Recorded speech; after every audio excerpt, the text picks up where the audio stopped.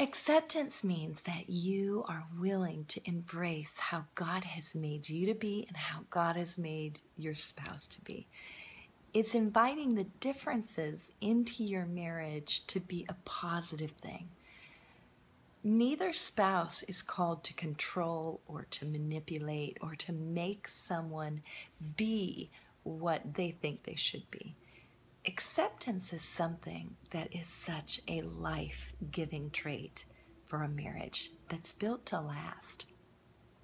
You know, I don't know what your story is when you first met your wife or your husband, but when I met my husband, Wayne, it was like he could do no wrong.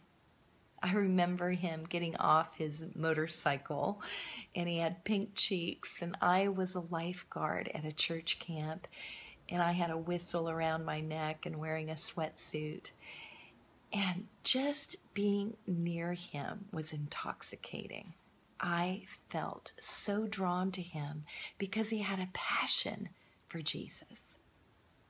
Now, it's interesting that one of the hardest lessons that I had later on, about 7 years into our marriage, was accepting Wayne for who he was.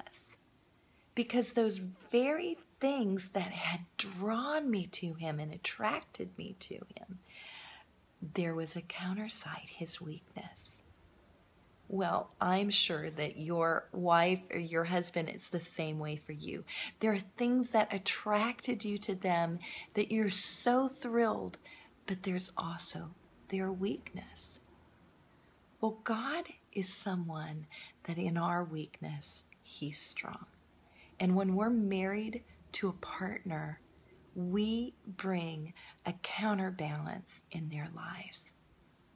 There was one point when I was face down before the Lord.